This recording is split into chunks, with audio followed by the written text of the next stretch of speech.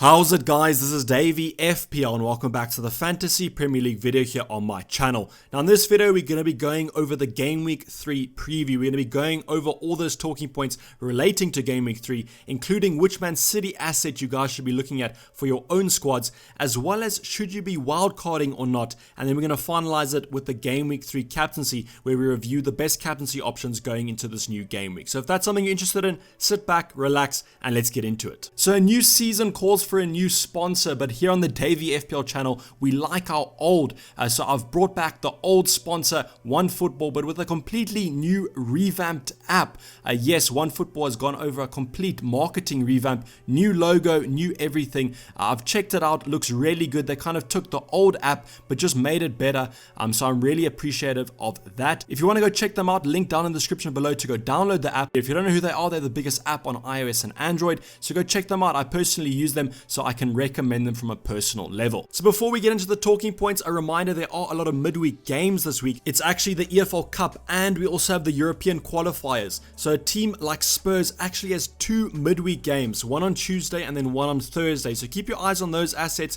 I'm pretty sure there'll be some rotation in those games and they should be ready for their Sunday fixtures, but two midweek games is quite hectic. There are a lot of other teams involved, so just keep your eyes on those games because there could be potential injuries. It is the opening rounds of the competition, so they might see some more fringe players starting, but if a big player does play, you want to make sure that they're not injured if they are in your team, so just keep your eyes out for that one. So the wildcard for Game Week 3 has not changed from Game Week 2. We have the exact same players here. That tells me that these players are hitting some nice form as they're hitting consistent returns over the opening game weeks, and that should lead to some nice FPL points in the upcoming games. Obviously, there have been some easier fixtures for some of these teams, and that could have been the case while they did hit some returns, but I think the form that Everton and Wolves have shown are that they're going to be doing this against the big boys as well, and that's going to lead to some nice FPL points. So Calvert-Lewin has risen in price to 7.2 million, so 0.2 price rises since we had him in the watch list, but that's just because he scored a hat-trick in the last game against West Brom. A miraculous achievement there. To have 4 goals in the opening 2 fixtures of this FPL season is great, and that's the reason why his ownership has kind of skyrocketed, and easily can see why he's probably the most informed player at the moment, with Everton probably the most informed team. I've also got James Rodriguez here and not Yames, apologies for that one again, but 7.5 million. There's been a little bit of a conspiracy about why he hasn't risen in price because his ownership has also skyrocketed. I like Calvert-Lewin, but it just hasn't had those price rises. Manages to score a goal and assist in their last game against West Brom. That would be a little bit expected because they did kind of thrash West Brom 5-2, so hopefully James did get a return, but he's also been shown to get some nice minutes under his belt and looks a nailed starter in that starting 11 of Everton. And on my watch list, I don't think I'll be bringing him in right now because the team structure is a little bit weird, but I could still afford him if I need to shift on maybe someone like Harvey Barnes. Then finally we have Raul Jimenez, who scored against Man City. I think that was a little bit of annoyance for me because I'm looking at bringing in Raul Jimenez in a couple of game weeks time, so if he scored against Man City, I think it's going to raise the attention of a lot of FPL managers, and with those lovely Wolves fixtures that they have upcoming, I think he's going to be quite a hot topic to talk about. 8.5 million can easily switch him from Danny Ings, or my personal plan is to kind of maybe use Martial as a budget holder for Raul Jimenez. Managed to play both 90 minutes, which shows that he is match fit and raring to go for this season, and I definitely think that Raul Jimenez is going to be in my team in a couple of game weeks time. So the first big topic and the main talking point of this Game Week 3 preview is which Man City options to go for. We all kind of talking about downgrading Aubameyang to maybe Sterling or De Bruyne, or if you want to upgrade one of your other options, you could look at that. In this video, I'm only be talking about Sterling and De Bruyne. We might feature another Man City asset in the upcoming talking point, but these two main players for Man City are my personal favorites. There's not much between Sterling and De Bruyne at the moment. On screen there, courtesy of Fantasy Football Hub, I've got kind of their mini map of stats. I don't want to go too much in depth in the stats, and I think that this graphic justifies just how better De Bruyne played than Sterling in their last game last night against Wolves. So you can see De Bruyne basically beat Sterling on every single stat except for expected assists and big chances created. A little bit weird for Sterling to be creating chances, usually more of the finisher, but I think with De Bruyne playing in that more advanced position, that definitely makes him more of an attacking threat, and you know what that means? That means more FPL points, which is what us FPL managers have to think about. Unfortunately, De Bruyne managed to have a price rise last night. It's a little bit unfortunate if you guys didn't manage to catch that. I did do that transfer. I confirmed it over Twitter. So I personally have chosen De Bruyne just because I think that threat on penalties is a little bit higher. And you know how many penalties the refs have been handing out in these opening fixtures. So I do think that's going to be quite an asset for De Bruyne. With Sterling, I do think Sterling's the more explosive player. So I think deciding between these two options, you got to look at your captaincy plan. If you look at your captaincy plan and maybe a Leeds away, you need a Man City captain, then I personally would look at Sterling. I think that Sterling, because of that higher ceiling, offers the better captaincy threat. So go through your fixture list. If you need a captain a Man City player every once in a while, I do think Sterling's your option. With De Bruyne, you could also captain him though. I think De Bruyne just the more consistent one. Probably will score less goals than Sterling over the next couple game weeks, but he definitely still offers that assisting threat, which is why I went for a little bit more of a safer option there, just because I trust De Bruyne a little bit more than I trust Sterling. But I think if you want that captaincy explosive nature, then Sterling is definitely your option. You just have to look at your team, as I said, and it's a little bit of a situational one, this one. And now we're going to be talking about Gucci replacements. No, I'm not talking about Versace and fashion brands. We're talking about replacements for Saint Maximum. So a little bit of breaking news here on the injury front. Saint Maximum should be back for this weekend's fixture. The manager of Newcastle, Steve Bruce, came out and said that he won't feature in the midweek game, but he should be fine for the weekend game. He had a scan for his injury and everything seems to be intact.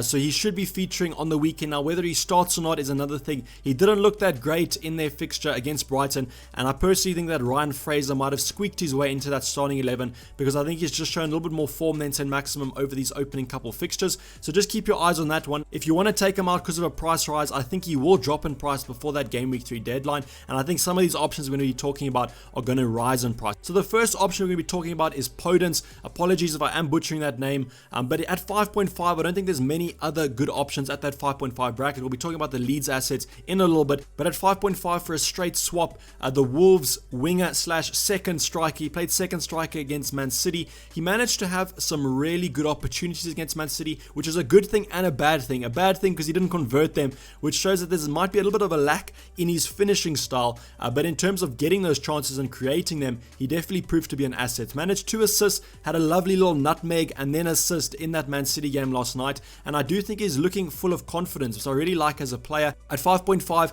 I hope he starts, but there's not too much risk there. If maybe he comes off the bench and gets the last 20 minutes, that still could be enough. But in the last game, what was interesting against Man City is it actually wasn't substituted. Neto was. So that showed me that Podence was part of the plan and part of their strategy going into that Man City game, and that's why I really liked him. At 5.5, as I said, I don't think there's a better straight swap, and I think we just have to hope that Podence continues to start. The other option you can go for, and one that's been spoken about a lot recently, is Foden. So Foden managed a goal last night against Wolves, and I think that's put him on a lot of FPL managers' radar. Managed to play the full game last night, however that won't be every single game week. With Foden, that's the whole caveat with him, is he definitely won't start every game. Currently, Pep Guardiola likes to play him as more of a wing or outside player, and with those new signings that they've done at Man City, they've got a lot of wingers in that area, so I definitely don't think Foden will be starting enough. But at 6.5, maybe that's just something that you're willing to take the bullet for, and he's not too much of a risk at that price bracket. But I definitely do think those Man City assets are really valuable. Probably the most fixture-proof team in the Premier League, and if Foden does start, he usually does do quite well, so that's just something that you have to bank on. Then the last one we're going to be talking about is Klich. So Leeds have been performing quite well from an attacking point of view, not so much from a defensive point of view, but I think with Klich, you're just basically hoping for those attacking returns. Is on penalties as well, which I think puts him a little bit in the lead of Harrison. If you can't afford Klich because of that price rise, you can always go for Harrison. I do think with Leeds, they're basically, from an attacking point of view, going to attack every single game, so I think that could lead to some FPL points. He's managed 1 goal and 2 assists over those first 2 games and basically played every single minute, so you can definitely have a player in your lineup that is going to do quite well for you. So these 3 options, my personal favorite is Podence, because I do think that extra 1 million for Foden can be used in other areas to upgrade those players, with so many in our watch list at the moment. So another talking point we're going to be going over quickly is, should you wildcard? Now, the wildcard is the most situational chip in FPL and probably the most powerful because it allows you to change your entire squad for the rest of the season. Now with the wildcard, wildcard, game week 3 seems to be a nice sweet spot. A lot of people are using it this week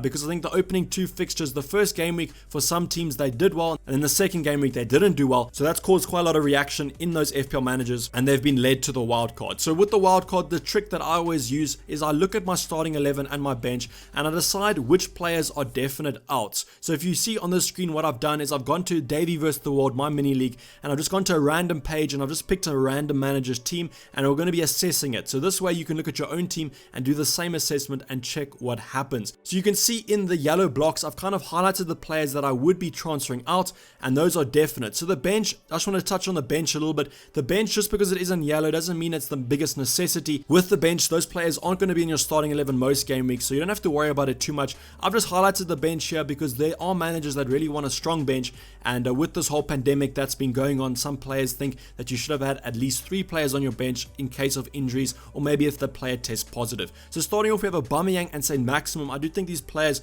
are transfers out. A lot of people have done Aubameyang to De Bruyne, which I think is a sensible move, or even Sterling. And then with St. Maximum, he has this injury, but he hasn't looked that great over the opening 2, so I can understand why people want him out. So you can see I've only got 2 players here that I really want to take out. The bench is not much to worry about there. Those players at least are getting 1 and 2 pointers, but the rest of the squad looks quite good. McCarthy and Walker-Peters, maybe you've lost faith in Southampton. They haven't been off to the best start to the season, but I do think over the entire season they're going to wrap up some clean sheets and get on better form, and I think that double up in defense could be quite profitable. Then with Ayling with Leeds, we've spoken about how forward Leeds get, and I think that even though the fixtures are quite hard, it's not necessarily a transfer out because you do have 3 playing defenders that could do quite well. Trent Alexander-Arnold's probably not going to go out of my squad. Salah and Son as well. You're not going to take Son out after 24 points. And then Martial and Werner. Werner has a really nice fixture against West Brom. And then Martial, if you brought him in for game week 2, you might as well just give him game week 3. I know Brighton have shown better form recently, but I still think that Martial could get something out of that game. So if you look at the squad, basically 2 players to take out. That could be fixed with a -4 hit even.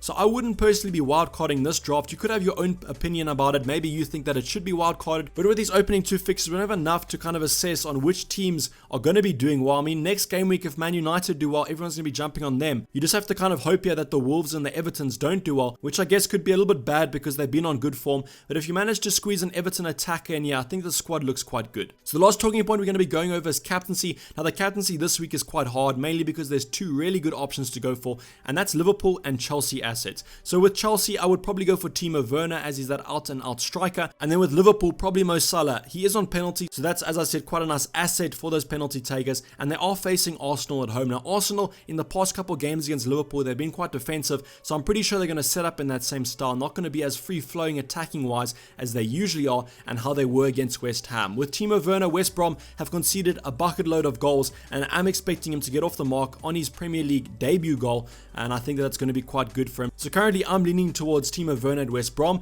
but I don't own Salah. Everyone kind of knows this. I do have Mane, so I'm a little bit more comfortable captaining Timo Werner because I don't own Salah. If I did own Salah, I think it would be quite a toss-up there. An outside punt that you could go for as a nice differential captain is Raul Jimenez. They play West Ham. I think that game's going to be quite close, but with the form and the consistency Raul Jimenez has been showing, he's scored in basically every game, so I definitely think he's going to score in this one. So if you want a nice safe captain, maybe go him, but I definitely think the Liverpool assets and the Chelsea assets are going to be where the majority of captains are, and as I said, I'm leaning a little bit more towards Timo Werner, but I definitely do think Salah is a great option against Arsenal. So this is basically going to wrap up the video, guys. Hopefully you did enjoy it. Please like it if you did. Please subscribe if you're new, have not subscribed yet. I'll be checking you guys for the other videos coming up in the same game week. We're going to be looking at a wildcard draft and then looking at our own team selection for our squad going into game week 3. I'll be checking you guys over on Twitter. Otherwise, I'll be signing off. This has been Dayvy FPL, and I'm out. Cheers. Bye.